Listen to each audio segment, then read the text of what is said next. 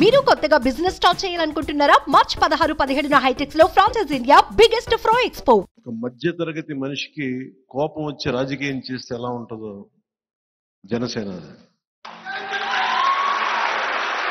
సగటు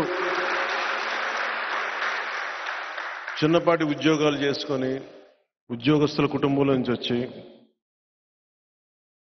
సంఘం కట్టుబాట్లకి తల ఉంచి ముందుకెళ్తూ ట్యాక్సులు కడతా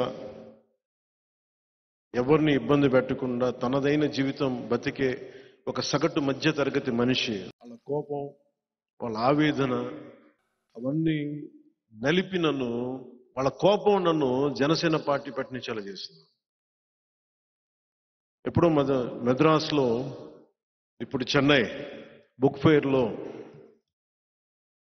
దేవరకొండ బాలగంగాధర తిలక్ గారు రాసిన అమృతం కురిసిన రాత్రి పుస్తకం చదువుతూ ఉంటే సగటు మధ్య తరగతి కుటుంబం నుంచి వచ్చిన మనుషులు ఎలా ఉంటారు, సమాజం ఎలా ఉంటుంది, ఈ మాటల్లో ఆయన ఏ ఉద్దేశంతో రాశారు, ఎవరిని ఉద్దేశించి రాశారు నాకు తెలియదు, కానీ అది నా గురించి అనిపించింది.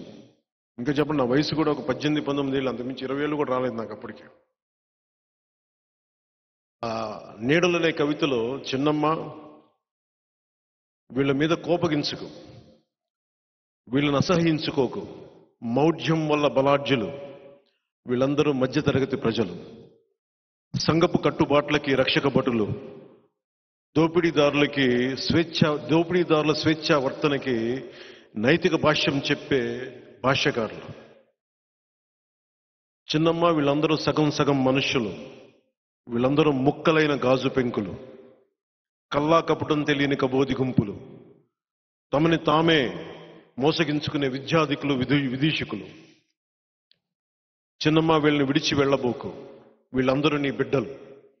వాచకాల్లో నీతుల్ని వల్లిస్తూ, దరిద్రంలో హరిద్రా శోభల్ని వాళ్ళు గుర్తిస్తూ, ఓపిక లేని భార్యలకి సహనాన్ని బోధిస్తూ, ధైర్యం లేని తమ స్వభావాన్ని ధర్మమని పిలుస్తూ, బరువుగా బెదురుగా బతుకుతున్న వీళ్ళ మధ్య డైనమైట్లు పేలాలి, డైనమోలు తిరగాలి, కాళరాత్రి వేళ కంకాళాల చెప్పిన రహస్యం తెలియాలి, దారి పక్కన నిలిచిన 3 చెట్ల బాధని అనువదించాలి, పచ్చికలో దాక్కున్న పాముల్ని, విషపాముల్ని బుట్టలోకి పట్టాలి, రేపటి ఉదయానికి ఈవేళ వెలుగులు సమకూర్చుకోవాలి.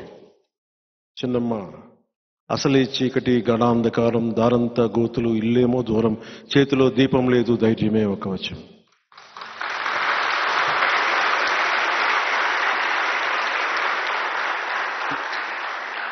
ఈ పదాలు ఈ కవిత నేను చదువుతున్నప్పుడు ఒక సగటు మధ్యతరగతి కుటుంబాలకు చెందిన వ్యక్తిగా, ఒక ఉద్యోగి కొడుకుగా,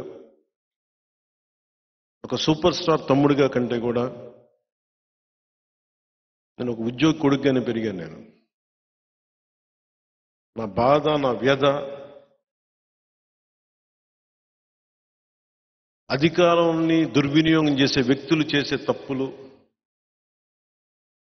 మనకు తల ఉంచుకొని వెళ్తున్నా మన మీద దాడి చేసే సమూహాలు, ఇవన్నీ నాకు చాలా చాలా ఆలోచనింపజేసాయి. నేను ఏదైనా చేద్దాం అనుకునే తపంతో గోపీచంద్ గారిది అసమర్థుని జీవయాత్ర అని ఉంటుంది. అసమర్థుని జీవయాత్రలో తనను తాను నిందించుకుంటా ఉంటాడు. ఈ రెండు ఒకే సమయంలో పక్కపక్కన చదివాను. ఒక మధ్యతరగతి మనిషి తాలూకు నిస్సహాయత, తన మీద తన కోపం, ఇవన్నీ నేను అనుకొని వీటి నుంచి ఎలా బయటపడాలని ఆలోచించాను. ఆ వయసులో తప్పించుకోవడానికి యోగ మార్గానికి వెళ్ళాను, తిరుపతిలోకి వెళ్ళి యోగా చేశాను. ఇందాక చెప్పింది, ధైర్యం లేని స్వభావాన్ని ధర్మం అని నమ్మకంతో యోగ మార్గానికి వెళ్ళిపోయాను. అలాంటి సమయంలో మా అన్నయ్య వచ్చి, నువ్వు నిజంగానే యోగ మార్గంలోకి వెళ్తున్నావా, లేదంటే నువ్వు ఏదైనా బాధ్యతలు తప్పించుకొని తిరుగుతున్నావా అంటే, ఆయన తప్పని చెప్పడానికి నేను ఒక వృత్తిని ఎంచుకున్నాను, యాక్టింగ్ అనే వృత్తిని. కష్టపడ్డాను, నిలబడ్డాను, మీ అందరి అభిమానాన్ని సంపాదించాను. నిజంగా నాకు ఒక సగటు మధ్యతరగతి మనిషికి ఏం ఆశలు ఉంటాయి? మా నాన్న అసిస్టెంట్, ఒక పోలీస్ కానిస్టేబుల్గా ప్రారంభమై అసిస్టెంట్ ఎక్సైజ్ సూపరింటెండెంట్గా రిటైర్డ్ అయ్యారు ఆయన. ఆ ప్రొబిషన్ సమయంలో పోలీసులు ఆయన్ని ఎక్సైజ్ డిపార్ట్మెంట్ అబ్కారీ శాఖకి పంపిస్తాయి. మా నాన్నగారి కోరిక ఏంటంటే, నువ్వు కొంచెం డిగ్రీ చదివి నువ్వు ఎస్ఐగా కనుక నువ్వు ఉద్యోగం సంపాదించుకుంటే నువ్వు ఒక ఏదో కొంచెం సూపరింటెండెంట్ స్థాయిలో రిటైర్డ్ అవుతారని చెప్పాడు మా నాన్న. నా కోరిక అదే, మహా అయితే ఒక ఎస్ఐ ఉద్యోగం రాసి డిగ్రీ పూర్తి చేసి ఎస్ఐ ఉద్యోగానికి అప్లై చేద్దాం నా కోరిక. కానీ డిగ్రీ పూర్తి చేయలేము, అదొకటే. దానివల్ల అయిపోయాను, ఎస్ఐగా చేయలేకపోయాను. మా నాన్నగారి కోరిక నెరవేర్చలేకపోయాను. సో అలాంటి మధ్యతరగతి వ్యక్తిని నేను. ఎప్పుడు చిరంజీవి గారి పక్కన కూర్చొని ఆయనతో పాటు తిరుగుతూ ఉంటే, నీకు ఏం అవ్వాలందంటే, నాకు మ్యాక్సిమం నీ బాడీ గార్డ్ అవ్వాలందో, అంతమించి నాకు వేరే కోరికలు లేవు. అంటే నాకు నిజంగా పెద్ద కోరికలు లేవు. నాకు ఏదో నేను అద్భుతంగా సాధించేయాలి ఏం కోరికలు లేవు. నాకు ఏదో ఒక అలా బతికేస్తూ ఉండేవాడిని. నాకున్నదల్లా ఒక కోపం ఉండేది. ఒక సగటు మనిషి మీద, హక్కుల మీద కొడితే మటుకు వచ్చే కోపం నాకు. ప్రతి మధ్యతరగతి మనిషికి ఉండే కోపం. ఆ కోపమే నన్ను ఇక్కడ దాకా తీసుకొచ్చింది. చాలా దీర్ఘ క్రోధి అంటాను చూసా, అది మంచిగానే నేను చెప్తున్నాను. అంటే ఒక కోపాన్ని దాచుకుంటే, జలసాలో ఒక డైలాగ్ ఉంది, ఒక్కడికి వస్తే కోపం, అది సమూహానికి వస్తే విప్లవం అవుతుంది.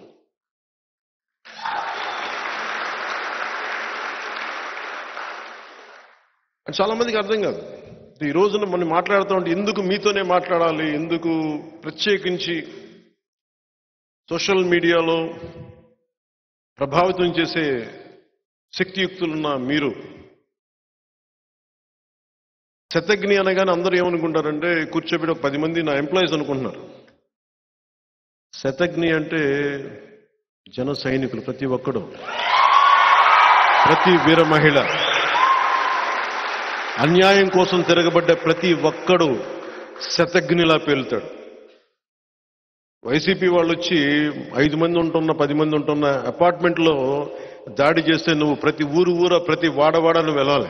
సుమన్ టీవీలో మీ పర్సనల్ అండ్ బిజినెస్ ప్రమోషన్స్ కోసం కింది నెంబర్కి కాంటాక్ట్ చేయండి.